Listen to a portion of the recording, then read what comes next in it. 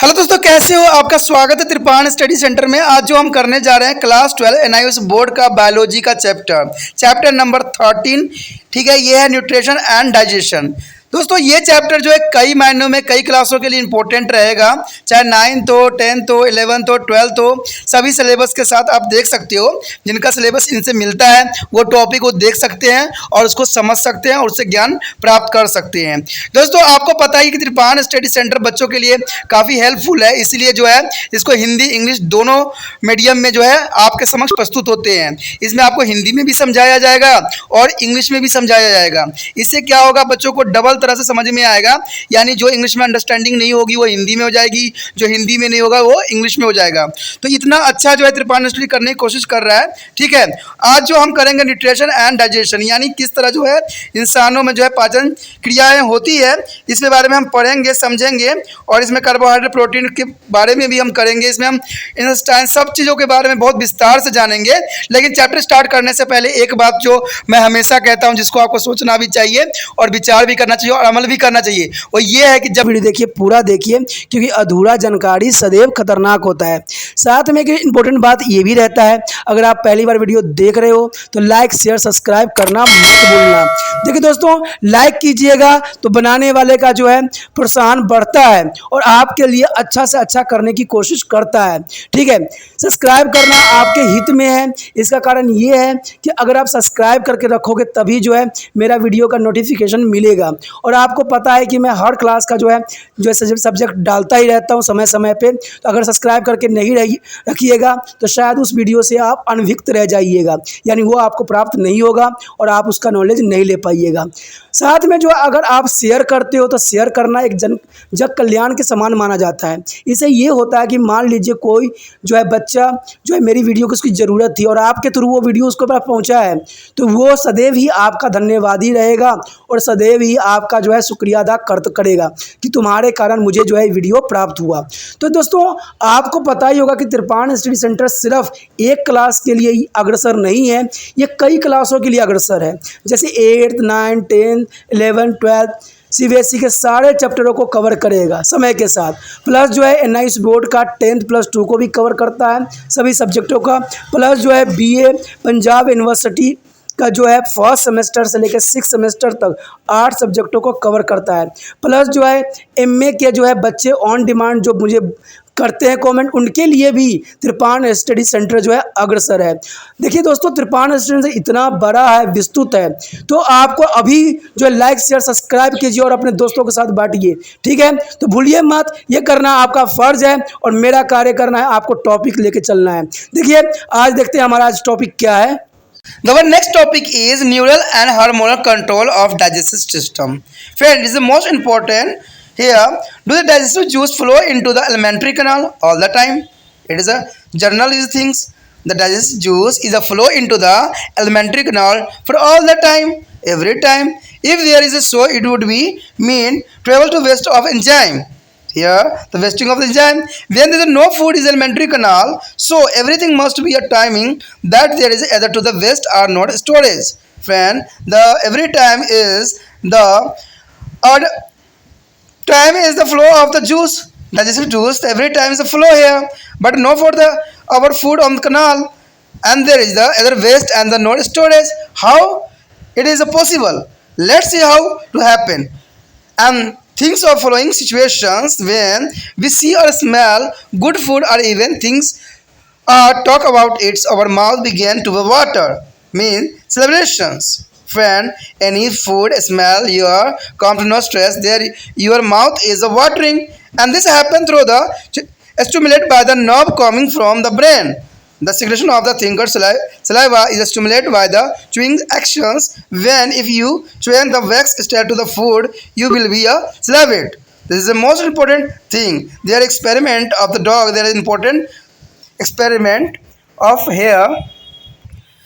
And second thing is on the reaching the stomach, their presence of food stimulate the stomach lining to be a secret gastric juice. And secondly, the mechanical stimulation of stomach wall is produce a hormone gastrians which again stimulate their secretion of gastric juice. And there as the third point The food enter the duodenum. There are duodenum is epithelium secret form is the hormones, secretines, pancreasiums, and costokines, and the enterogaston. There is the most important hormone of food enter the duodenum. And there is the first point is that keratin stimulates the flow of pancreatic juice, which is rich in the bicarbonate or to neutralize acid. And second is the pancreas means help the flow of pancreatic enzyme. And third is a cycloclostokinase is a stimulate flow of the bile from gallbladder. And the enterogastrons is the stopped secretion of the gastric juice because stomach become empty and food now pass through the stomach of duodenum. The cerebral nerve forms sympathetic and parasympathetic nerve system stimulate and control the gut to accelerate or slow down to the movement of alimentary canal to temper to the peristalsis is the most important. Friend here, a cerebral nerve is a form of sympathetic and parasympathetic nervous system. Sympathetic and parasympathetic nervous system. Up learn to the preview chapter. There is a sympathetic and parasympathetic nerve system. Stimulate their control the gut to the accelerate to show their down to movement of alimentary canal. Temper the peristalsis is the most important. दोस्तों यहाँ पर जो है बहुत important बात पे हम discuss करने जा रहे हैं कि पाचन तंत्र का तंत्रिका और हार्मोन नियंत्रण। देखिए हम तो ये बात जानते हैं कि हमारा शरीर में जो है हार्मोन का एक अपना महत्वपूर्ण योगदान है, क्योंकि आपको पता है कि हार्मोन ही हमारे शरीर के जो है ग्रोथ को बढ़ाता है, कम करता है, रोकता है, जो भी करता है सारे काम जो है हार्मोन का ही होता है। अगर आपके हार्मोन सही से सिक्रेशन नहीं हो रही है तो आपका साइज जो होगा छोटा रह जाएगा, ठीक है, बॉडी का विकास नहीं हो पाएगा। तो आप समझ सकते हो कि हार्मोन का अत्यंत महत्वपूर्ण काम है।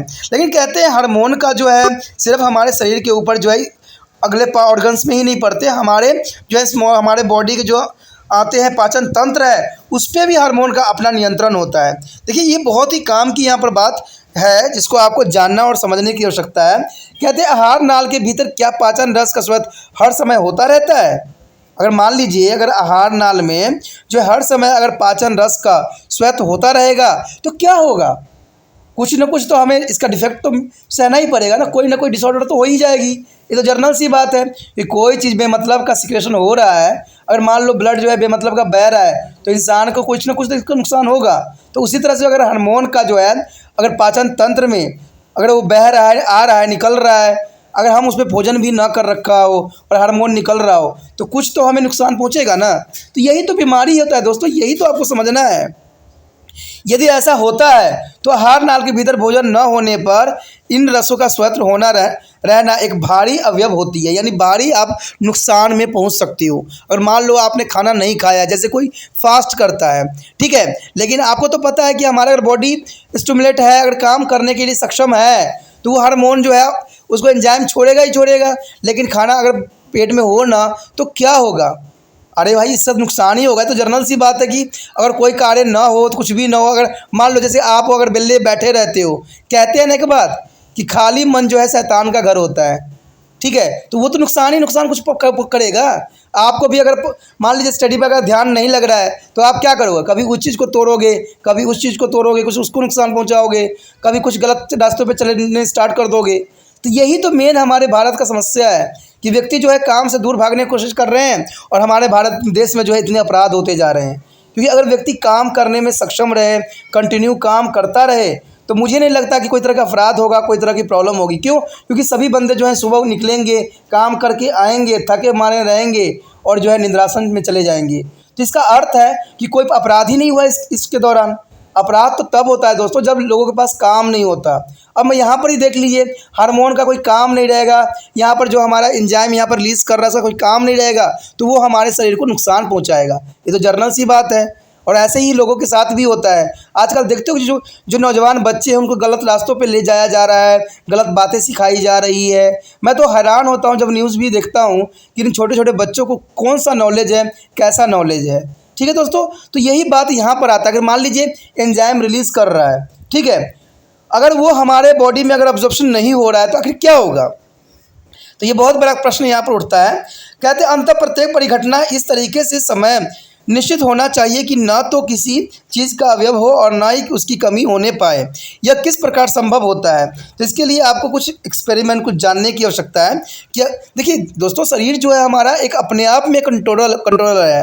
अगर आप भोजन नहीं करोगे तो हार्मोन भी जो है अपना एक्टिवेशन रोक देता है कि ताकि भाई क्यों हम भेजें, क्योंकि इससे नुकसान ही होगा। अगर मान लीजिए वो भेजता रहेगा फिर तो शॉर्टेज हो जाएगा। तो और बनना, मुझे पता है कि हार्मोन जो हो चाहे आपको एंजाइम हो, कंटिन्यू बनता ही रहता है, लेकिन वो वेस्ट तो नहीं करेगा ना। हम लोग अपना कार्य वेस्ट कर देते हैं, ठीक है, लेकिन जो हमारे शरीर के जो अंग है वो वेस्ट होने नहीं देता। ये हमारे शरीर का एक बहुत ही इम्पोर्टेंट बात रहता है। आप देखते हो भोजन आप थोड़ा खाते हो और बाकी फेंक देते हो, ठीक है, ये तो पार्टियों में देखने को मिल ही जाता है। खाना होता है, लोगों को थोड़ा सा ले लेते हैं, पूरा प्लेट भर के खाते हैं, सिर्फ 2 निवाला और सारे के सारे कूड़ेदान को खिला देते हैं और कहते हैं कि हमारे देश में भुखमरी है। तो ऐसा ही है, लेकिन यहाँ पर हमारा शरीर ऐसा नहीं करता है। हमारा शरीर बहुत समझदार है, वो वेस्ट होने नहीं देता है। ये बात आपको भी समझना है और ज़िंदगी में भी लाना है कि हमारा शरीर देखिए कितना जो है सुचारू है, हर बात को यहाँ जानने की कोशिश करता है कि हमें वेस्ट नहीं करना चाहिए और वेस्ट करने से हमें नुकसान होगा। तो हमारे शरीर में ऐसा जो है वेस्टिंग वाला कार्य नहीं होता है। बेशकली हम मानव इंसान जो है खाने को वेस्ट कर रहे होते हैं, गलत चीज़ों को वेस्ट कर रहे होते हैं, तो ये चीज़ें गलत है दोस्तों। ये कहीं भी सही नहीं है। मुझे उन बड़े लोगों से कोई मतलब नहीं है, मुझे उन जो इंसान जो है जो बहुत अमीर, उनसे भी मुझे कोई मतलब नहीं है। मुझे तो उस बच्चों से मतलब है जो मेरी वीडियो देख रहे हैं और समझने की कोशिश कर रहे हैं। मैं यही चाहता हूँ, या त्रिपान स्टेशन पर यही चाहता है कि आप भोजन को वेस्ट कभी ना करो। कभी भी पार्टी में जाओ तो वहाँ पर जो हो कम अमाउंट में लो और इतना लो कि आप खा सको, ठीक है। प्लेट हमेशा क्लियर होना चाहिए, ये नहीं कि आधा खाओ और जो है बाकी भोजन कूड़ेदान को खिलाओ। ऐसा नहीं होना चाहिए। कि जो बच्चे मेरे साथ जुड़ते हैं वो हमेशा अच्छी बात ही करते हैं और अच्छे बात के साथ ही जो अपना जीवन यापन करते हैं। देखिए दोस्तों, बुरा बनने से कुछ नहीं होगा। अगर हम अच्छे बनते हैं तो हमें माता पिता भी हमसे प्रेम करेंगे और हमारा समाज भी हमसे प्रेम करेगा। जो चीज़ आपको चाहिए होगा वो आपको बिना मांगे ही आपको प्राप्त हो जाएगा। इसलिए अगर अच्छा बनते हो तभी जो देश का भी कल्याण होगा और आपका भी कल्याण होगा। तो ऐसे ही हमारे शरीर में है। देखते हैं, कहते हैं जब कभी हम अच्छे भोजन को देखते हैं, सूंघते हैं, अथवा वहाँ जहाँ तक कि भी हम उसके बारे में सोचते हैं, तो बात करते हैं, हमारे मुंह में पानी आ जाती है, लार आने लगता है। इसलिए होता है क्योंकि तब मस्तिष्क जो है आने वाली तंत्रिका उद्दीपित हो जाती है और जब कभी हम कोई चीज़ चबाते तथा जो है गाढ़ी लार का स्वेत होने लग जाता है। यहाँ तक कि भोजन के स्थान पर यदि हम जो है मोम भी चबाते हैं तो भी लार का स्वेत होने लगता है। देखिए दोस्तों, ये बहुत इंपॉर्टेंट बात बताया कि ये हमारा हार्मोन जो है देता है इन्फॉर्मेशन कि आप कोई चीज़ की बात कर रहा है। आपने एक बात देखना कि आप अचार ले लो, आम का अचार, नींबू का अचार। देखिए, अगर मैंने जैसे आपको बोला, आप भी 2 बार बोल के देखिए, आपके मुंह में पानी आ जाएगा। आखिर ऐसा क्यों हुआ? क्योंकि अचार से जो होता है खट्टापन की वजह से ऑलरेडी पानी आने लग जाता है। तो जैसे हम खट्टे की बातें सोचते हैं, हमारे मुंह से पानी आने लग जाता है। अगर नहीं है तो एक काम कीजिए, किसी व्यक्ति को ना अचार हाथ में दे दीजिए और कहिए आप खाइए, मैं खड़ा होकर आपको देखता हूँ। आप देखिए आपके मुंह में पानी आ जाता है कि नहीं। तो ये सारे जो है हार्मोनल इफेक्ट है। अब देखिए, मैंने अचार का नाम लिया, मेरे मुंह में भी पानी आ गया। तो ये सब हार्मोनल इफेक्ट है। ये हमारे माइंड को जो है पहले इन्फॉर्मेशन मिल जाती है। इस पर बहुत से साइंटिस्टों ने एक्सपेरिमेंट भी किया था। इस पर डॉग पे भी एक्सपेरिमेंट थी, अगर शायद आपको नॉलेज हो, कभी पढ़ा हो। इसमें यही बात था कि साइंटिस्ट ने क्या किया, ये बात जानने के लिए कि रिफ्लेक्शन एक्शन होती भी है कि नहीं, आखिर ऐसा कैसे होता है सुनने। तो उसने क्या किया, एक डॉग को जो है निश्चित समय पे सदैव ही खाना देता था। ये कई महीनों तक चलता रहा कि घंटी बजाता था और जो है डॉगी को खाना प्रस्तुत करता था। ये कई बार एक्सपेरिमेंट किया, ठीक है। लेकिन एक दिन क्या हुआ, उसने क्या किया, घंटी तो बजा दिया लेकिन डॉगी के पास खाना प्रस्तुत नहीं किया। अब क्या हुआ, डॉगी के मुंह से ऑटोमेटिक लार टपकने लग गया। तो यही बात यहाँ पर बताने की कोशिश किया जा रहा है कि हमारे शरीर के जो हार्मोन्स होते हैं किसी चीज़ के लिए उद्दीपित होते हैं। अगर आप दूसरी तरफ से एक और एग्जांपल लेना चाहोगे, तो अगर आपने अपना खाना का अगर टाइम टेबल बना रखा है और बना रखा है तो बहुत अच्छी बात है। हमेशा जो है अपना खाना खाने का जो है टाइम टेबल बना के रखना चाहिए। मान लीजिए अगर खाना का जो टाइमिंग आपने बनाया है, अगर मान लीजिए 7 बजे आप खाना खाते हो प्रतिदिन, ये कंटिन्यू आपकी प्रक्रिया है। लेकिन एक दिन क्या हुआ, आपका खाना जो है 8:30 बजे मिला। अब देखिए आपको कैसा रिएक्शन हो रहा है। आपका बॉडी जो होगा ऑलरेडी एनर्जी रिलीज कर चुका होगा। आप चाहे खाना खाओ चाहे ना खाओ, आपके बॉडी में उतना एनर्जी मिल चुका होगा। ये बात बहुत इंपॉर्टेंट रखती है। ये हमारा सारे जो है हार्मोनल रिएक्शन होती है कि हमारे बॉडी जो होती है हर चीज़ के लिए अपना सुचारू रूप से कार्य करता है। अगर आप टाइम पे भोजन नहीं करते हो तो आपका शरीर जो है, आपका एनर्जी जो फैट होती है वो पिघल के आपको एनर्जी दे देती है। चाहे आप उस सब के बाद खाना खाओ चाहे ना खाओ, शरीर को उससे कोई मतलब नहीं है। ठीक है, तो ये जो है कई एग्जाम्पल जो है आपको समझाने की मैंने कोशिश किया, जो कि काफ़ी इंपॉर्टेंट यहाँ पर बात रखता है। ठीक है, उसके बाद दूसरी पॉइंट में यही बात बताया गया है कि जब भोजन अमाशय में पहुँचता है तब उसकी मौजूदगी से अमाशय स्तर की कोशिका उद्दीपित हो जाती है। यानी अमाशय जो है देखिए ये अपने आप उद्दीपित हो जाती है, यानी अपने आप जो है ये आगे के लिए बढ़ जाता है। और कहते हैं जठर रस का स्वेत करने लगती है, यानी यहाँ पर जो है अपने आप ऑटोमेटिक जो है जठर रस का जो है स्वेत करने लग जाती है। और दूसरे अमाशय के जो भित्ति के यांत्रिक उद्दीपन के कारण जो गैस्ट्रॉन नामक एक हार्मोन उत्पन्न होती है। देखिए यहाँ पर जो है इन्हीं कारण से जो होता है गैस्ट्रेट्रॉन नामक जो है हार्मोन यहाँ पर उत्पन्न हो रहा है, जो जठर रस को जो है स्वेत को उद्दीपित कर देता है। और भोजन जब ग्राहिणी में पहुँचता है तब ग्राहिणी जो है एपिथीलियम 4 हार्मोन का स्वेत करती है। देखिए जो यहाँ पर जो है एपिथेलियम ग्रंथि जो होती है 4 तरह के हार्मोन का यहाँ सिक्रेशन करती है। कितने दोस्तों? 4। पहला जो है सेक्रोटीन, दूसरा है पैंक्रोयोजोनाइमीन, देखिए पैंक्रोजाइमीन है दूसरा। उसके बाद है कोलिसिस्टोकाइनिन, देखिए कोलिसिस्टोकाइनिन नाम बहुत डिफिकल्ट है। और लास्ट में जो करता है ये चौथा जो है एंटोगोस्टोन, देखिए नाम बड़ा डिफरेंट है इसलिए आपको याद कर लेना चाहिए। ठीक है, पहला है सेक्रोटीन, देखिए पहला है सेक्रोटीन, दूसरा है पैंक्रियोजाइमीन और तीसरा है कोलिस्टोकाइनिन, देखिए कोलिसिस्टोकाइनिन। और चौथा जो लास्ट है वो है एंड्रोगेस्टोन। तो इस तरह से जो है चारों के नाम आपको याद रखना है, जो कि हमारा ग्रहणी एपिथेलियम 4 हार्मोन का स्वेत करती है। अब देखिए इसके जो है आगे जो हमारा है यहाँ पर कि इन हार्मोनों का क्या कार्य होता है। तो पहला जो होता है सेक्रोटीन जो होती है अग्नाशय रस के स्वेत की उद्दीपित करती है। देखिए ये अग्नाशय रस के जो होते हैं स्वेत को जो है उद्दीपित करती है, यानी एक्टिव करती है, जिनमें जो है बाइकार्बोनेट प्रचुर मात्रा में होते हैं। यानी इसमें अम्ल को जो है उदासीन बनाने की क्षमता रखता है। ये अम्ल जो होता है दोस्तों अम्ल का प्रदर्शन करता है और ये अम्ल के कारण से जो है उदासीन बनाने की क्षमता रखता है। उसके पश्चात हमारे समझ है पैंक्रियोजाइमीन जो होती है अग्नाशय एंजाइम के स्वेत के उद्दीपित करता है, यानी अगर अग्नाशय जो एंजाइम रिलीज करता है उसको करने के लिए ये जो है बाध्य करता है। उसके पश्चात हमारे समक्ष है यहाँ पर जो है क्लोस्टोकाइनिन जो है यहाँ मिसिंग है। ठीक है, उसको मैंने इंग्लिश में ऑलरेडी बता चुका हूँ। ठीक है, यहाँ पर जो है एंड्रोगेस्ट्रोन जो है लास्ट हमारा 4th था एंड्रोगेस्ट्रोन। देखिए एंड्रोगेस्ट्रोन जो है जठर रस के स्वेत को रोक देता है। जठर रस में जो फालतू के जो निकलते रहते हैं ना हार्मोन उसको रोक देते हैं, उसको जो है एंजाइमों को रोक देते हैं, क्योंकि तब तक जो है अमाशय में से भोजन जो है ग्रहणी में चला जा चुका होता है। तो देखिए हमारे शरीर, मैंने कहा ना हमारे शरीर जो है कोई चीज़ को वेस्ट करने के लिए नहीं बना है, उसी तरह हम भी जो है गलत काम या गलत चीज़ करने के लिए बाध्य नहीं है। हम एक इंसान है, मानव है, हमारे अंदर बुद्धि है, क्षमता है और हम जो है अच्छे काम के लिए ही बने हैं और देश के लिए हमेशा अग्रसर रहने के लिए बने हैं। देश को नुकसान पहुंचाने के लिए हम कदाचित नहीं बने हैं। इसी तरह हमारा शरीर में भी जो है जितनी भी क्रियाएं होती है सबका अपना एक कंट्रोल होता है। उसी प्रकार आपको जो है अपना माइंड पे कंट्रोल करना है और अच्छे से जो है एग्ज़ाम की तैयारी करने के लिए अग्रसर होना है। कहते हैं अनेक तंत्रिका जो है अनुकंपी और परानुकंपी तंत्रिका तंत्र की, यानी ये अनुकंपी और कनपी जो है तंत्र, तंत्रिका तंत्र दोस्तों हम आगे के चैप्टर में पढ़ेंगे, जो कि बहुत इंटरेस्टिंग रहेगा। जब हम करेंगे तो आप जरूर इसको देखना, ठीक है। तंत्रिका तंत्र हम जब करेंगे तो उसमें अनुकंपी और परानुकंपी तंत्रिका तंत्र के विषय में विस्तार से चर्चा करेंगे और जानेंगे।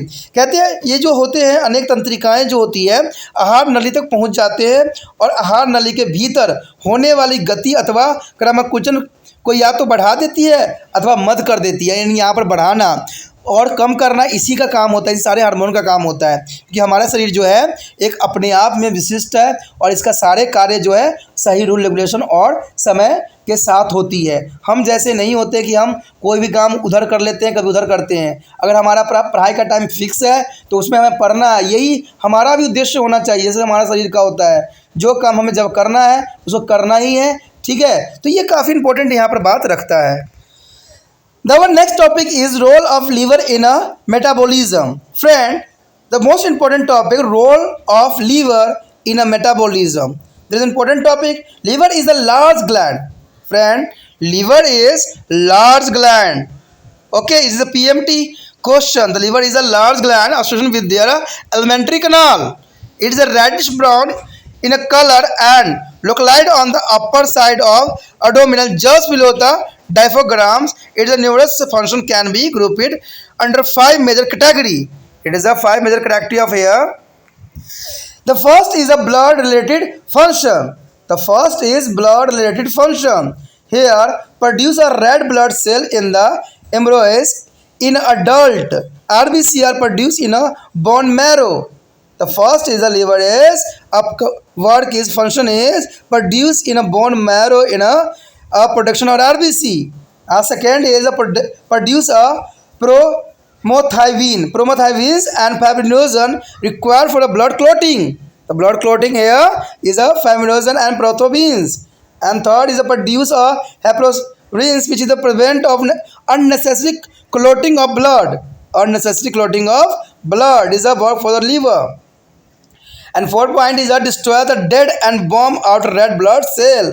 Destroy the dead and bomb out blood in RBC. There is a fifth is a remove the toxic and metabolic poison from the blood. Is a protective function. It is the most important function. Is a protective function of the liver that removes a toxic and metallic poison from the blood. Metallic poison of blood. And second function is a storage function. Second function is a storage function. So here a storage of the iron and some other metabolic ion. Friend, here storage of iron and some other metabolic ion. And second is storage of vitamin A, D and B12 is also a storage. And convert to the extra blood glucose into glucogen and store it. It's the most important function for here. And third is a metabolic function. The metabolic function here, the regulation of blood sugar level of it determines excess of glucose and receive as product of carbohydrate digestion from to intestine and the storing it is a insoluble glucogen to release it again as a soluble glucose and when to the blood sugar level fall. And second is a breakdown of the excess of amino acid. The liver is a also is a work function is the breakdown of excess of amino acid. It is a metabolic processing and the amino acid are the end product of the protein digestion. The amino acid is the end product of protein digestion. Liver break down to excess amino acid into the urea and sugar. Urea is extracted out in the urine and sugar is stored for use. The urea is a secret out is a urine and sugar is stored for us. It is important the sugar is stored for us.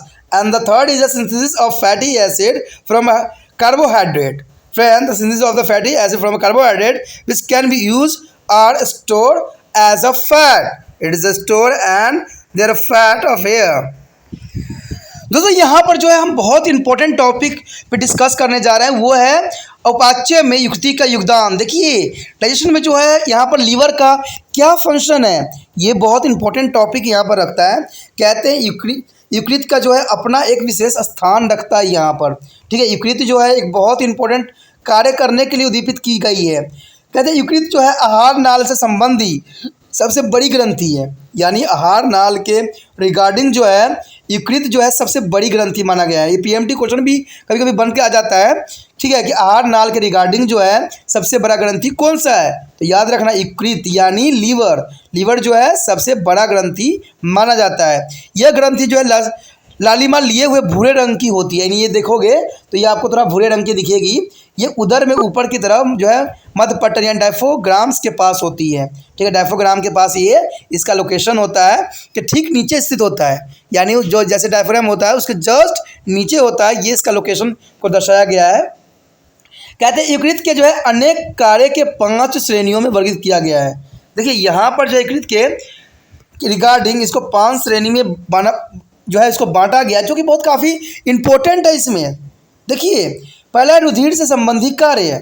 ये क्या करता है, रुधिर से संबंधित क्या कार्य करेगा, भ्रूण में जो है लाल रुधिर कोशिकाएं उत्पन्न करती है, यानी जो है जो फैक्टर्स बन रहे होते हैं बॉडी में, तो उसके लिए वो क्या करता है, ठीक है, इसमें क्या करता है, भ्रूण में लाल रुधिर कोशिकाएं उत्पन्न करने के लिए ये बाध्य होती है। और जो व्यास में लाल रुधिर कोशिकाएं अस्थि मज्जा में बनती है। देखिए हमारा जो है लाल रुधिर कोशिका कहाँ बनती है दोस्तों, बोन मैरो में।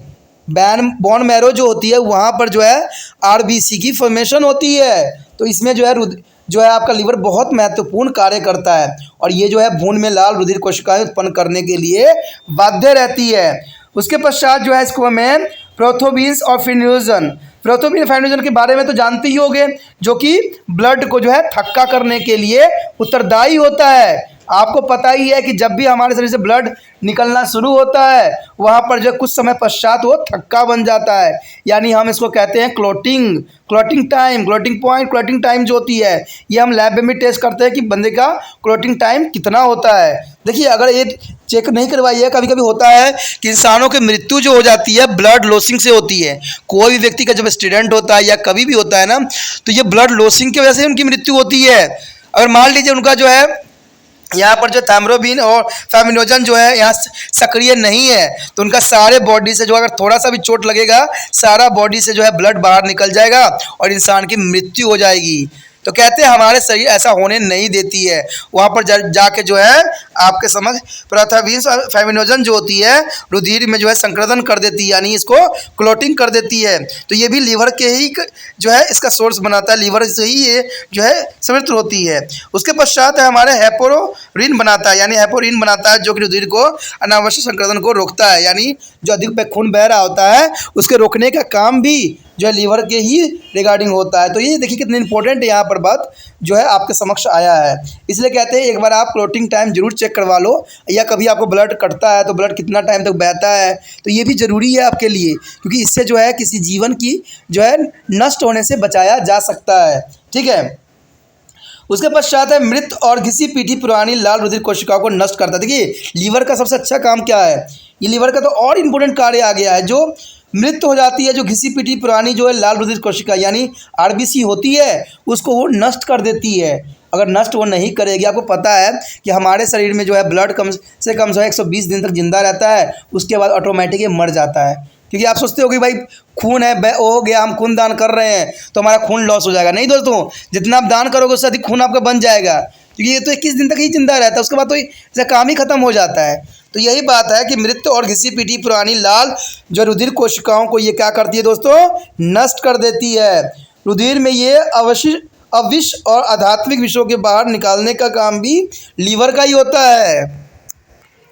इसका आप एग्जाम्पल भी ले सकते हो, आपने 8th क्लास में शायद पढ़ा होगा, द फैवंस वाला चैप्टर जो है इंग्लिश का CBSE का जो है, उसमें जो है वो हिरन का जो है लीवर खाता है तो उसको पॉइजन ख़त्म हो जाता है। देखा है आपने, जिसमें बच्चा जो है बचाने जाता है, उसका बच्चा होता है, ठीक है, वो हिरन का जो बच्चा होता है उसको बचाने के लिए दोबारा जाता है। अगर नहीं देखा हो तो जानना, उसमें वो लीवर ही खाता है और लीवर से जो है पॉइजन यहाँ पर जो है निष्कासित हो जाता है। यानी रुधिर में जो है अविष्ट और आध्यात्मिक विषयों की जो है बाहर निकालने का काम भी लीवर का ही काम होता है। तो लीवर जो होता है हमारे शरीर में जो विष होते हैं उसको बाहर निकालने के लिए अपना महत्वपूर्ण योगदान देता है। तो ये देखिए कितना इंपॉर्टेंट कार्य है।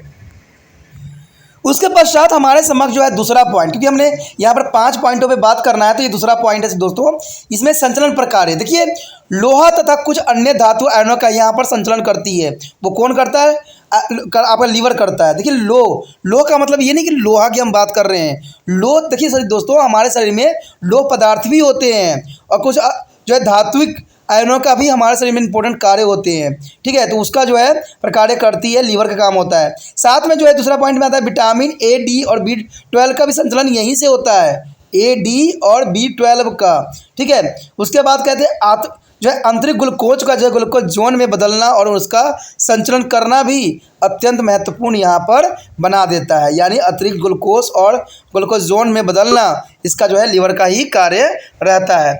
उसके जो है बात तीसरा पॉइंट जो है, देखिए दोस्तों तीसरा पॉइंट जिसमें आता है वो आता है उपचायित प्रकार्य। देखिए उपचायित प्रकार्य जो है उसी के जो है आगे पार्ट में कन्वर्ट कर दिया गया है।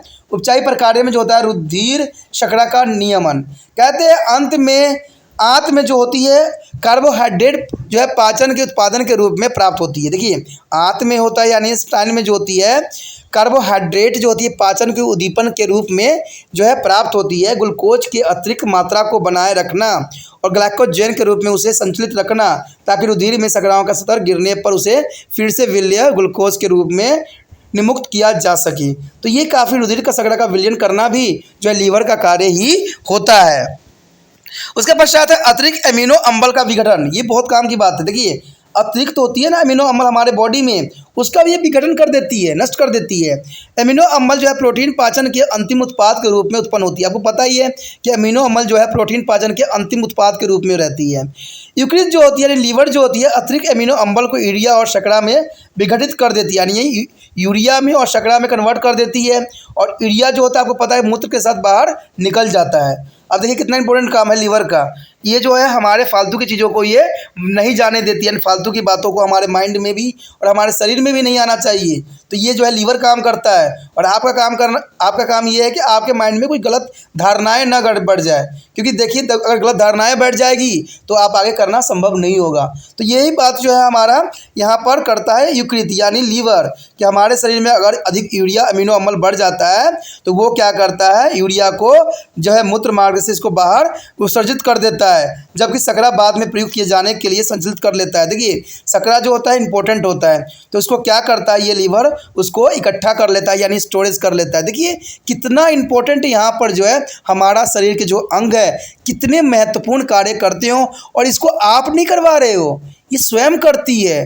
क्योंकि ये सब ऑर्गन जो है हमारे स्टाइन जो भी ये फंक्शन है उस पर आपका नियंत्रण नहीं होता है, वो स्वयं ही उद्दीपित रहती है, स्वयं ही करती है। आप हाथ उठा सकते हो लेकिन अपने अंतड़ियों को जो है नहीं कहोगे कि भाई कार्य कर, वो कोई स्वयं ही कार्य करती है आपके बिना कहे हुए ही। ठीक है, तो ये बहुत इंपॉर्टेंट है क्योंकि ये जो है अनियंत्रित होती है, आपके नियंत्रित नहीं होती है, ये इच्छुक होती है। ठीक है, ये इच्छुक कार्य जो होते हैं आप स्वयं करते हो, बट हमारा अंतरिक्ष होता है अनिच्छुक कार्य करता है, यानी आपके इच्छा के बिना करता है, चाहे आप चाहो चाहे ना चाहो अनिच्छुक करती रहती है अपना कार्य। तो ये बहुत काफ़ी यहाँ पर इंपॉर्टेंट बात आ जाता है। उसके बाद पश्चात हमारे कार्बोहाइड्रेट से वसा अम्लों का अवशोषण। देखिए ये भी इंपॉर्टेंट बात है कि कार्बोहाइड्रेट से वसा अम्लों का अवशोषण भी इंपॉर्टेंट रहता है, जो वसा के रूप में या तो प्रयुक्त कर लिया जाता है या संचलित कर लिया जाता है। तो ये काफ़ी इंपॉर्टेंट है दोस्तों, ये काफ़ी जो इंपॉर्टेंट पॉइंट था आपके लिए जो था काफ़ी अच्छा था। आगे का टॉपिक जो दोस्तों है हम डिसऑर्डर पढ़ेंगे कि जो है आपको जो ये पाचन तंत्र से जो होने वाली बीमारियां कौन कौन सी है। तो ये बहुत काफ़ी इंपॉर्टेंट रहने वाला है टॉपिक, तो आप जरूर इसके अगले भाग देखें। ठीक है, अगला भाग भी देखना इंपॉर्टेंट है। और साथ में दोस्तों ये बात भी रहती है कि अगला भाग क्या, आपको हर एक भाग को जो है अच्छे से देखोगे तो आपको जो है विस्तृत जानकारी मिल जाएगी बहुत काफ़ी, और भी ये आपके सिलेबस में ही है। ठीक है, आपको जानकारी जो दी जा रही है वो सिलेबस में ही है, चाहे वो आधा घंटा का हो जितना मर्जी टाइम का हो, ये तो आपके लिए है ना। कहते हैं 10 मिनट में आप पूरा बातों को नहीं समझा सकते हो, समझाने के लिए एग्जाम्पल के साथ थोड़ा टाइम लगता है, और टाइम लगेगा तो वीडियो लंबा होती है। तो इसमें आपको कोई कंप्लेंट नहीं होना चाहिए, आपको सिर्फ समझने की आवश्यकता होनी चाहिए, और समझने वाला बच्चा कभी कंप्लेंट नहीं करता है, वो जो है शुक्रिया अदा करता है। ठीक है, अगर आपको शुक्रिया अदा करना है तो आपको तो पता है कि त्रिपाठी सेंटर एक चैनल बनाना चाहता है जिसमें मैं आप तक वीडियो पहुंचा रहा हूं, आप जो अपने दोस्त तक वीडियो पहुंचाओ, व्हाट्सएप पर लगाओ, और वो जो है आगे उसको फॉरवर्ड करे, क्योंकि जब तक ये चैनल नहीं बनेगा तब तक ये वीडियो दूसरे बच्चे तो पहुंचेगा नहीं, और दूसरे बच्चे जो है लाभान्वित नहीं हो पाएंगे। अब बाद में जब बच्चे मुझे ये कॉमेंट करते हैं कि आपकी वीडियो मिला नहीं, तो मुझे बड़ी अफसोस होती है कि जो बच्चे मेरी वीडियो देख रहे हैं वो कितने जो है आगे फॉरवर्ड नहीं कर रहे हैं। तो मैं चाहता हूँ कि आप स्वार्थी ना बनो, आप जो हो एक हितैषी बनो, ठीक है, और ये दूसरे बच्चे तक पहुँचाने का जरिया बनो। क्योंकि मैं चाहता हूँ कि बच्चे मुझे शुक्रिया अदा ना करके आपको करें, कि आपके कारण जो है उनको ये वीडियो मिला और इन्होंने देखा और उन्होंने ये बात को अच्छे से समझा, चाहे उनको इंग्लिश में समझ में आए चाहे हिंदी में आए। इसका त्रिपाठी स्टडी सेंटर हमेशा इसलिए अग्रसर रहता है कि आपको हर एक अच्छे से लैंग्वेज में समझ में आ जाए।